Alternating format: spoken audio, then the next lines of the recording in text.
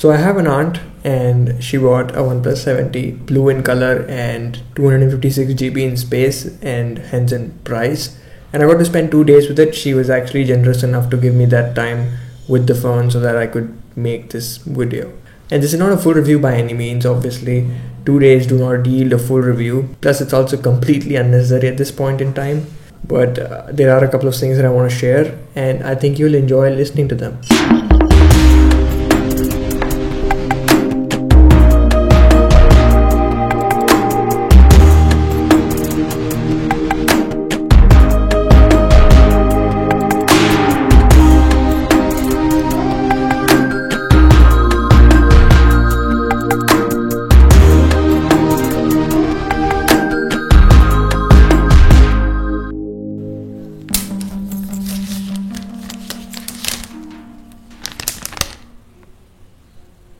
So let's actually start with the case in the box itself. I think it's the best in the box case that you get with any phone, but it has this weird USB flap covering the USB port, which to be honest, I didn't expect that to happen after seeing it in the Galaxy S5, if you remember that. It's kind of a pain in the butt every time you try to plug in, but it's, I guess, there to prevent dust from going inside.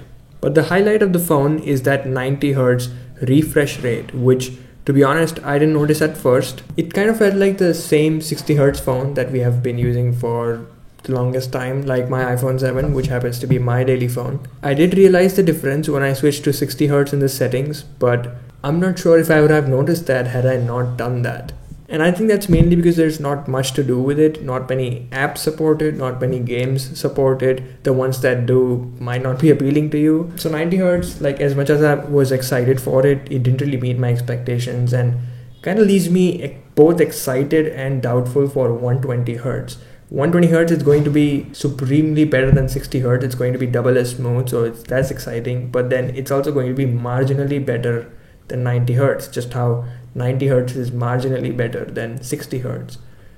But we'll see. But the one thing that I actually found more exciting than the 90 Hz refresh rate was the macro mode in camera. I think it's very underrated and slightly undermarketed. So it's not a gimmick, it actually produces some very usable results. But the reason why I think it didn't make a lot of noise is because not a lot of people are going to use it as much. I also think this would have gotten way more attention had the entire camera been really good, like the wide angle lens or the telephoto lens. Those, if they would have been really good, then this would have become a complete package and everything would have gotten really high amount of attention.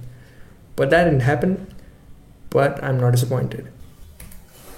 A quick pause. Actually, I forgot to talk about this the other day, but this vibration motor on the 7T also caught my eye. It's not as subtle and as soothing as the one on my iPhone 7, but it's still way better than most of the other phones.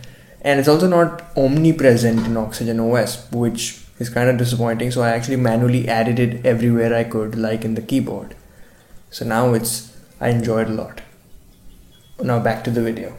But considering the price and what you're getting for it, like the absolute highest end hardware inside, dash charge, which is ridiculously quick, and Oxygen OS, which in my opinion happens to be the best form of Android, this just happens to be a combination of all the basics done really well. And in my opinion, peak Android.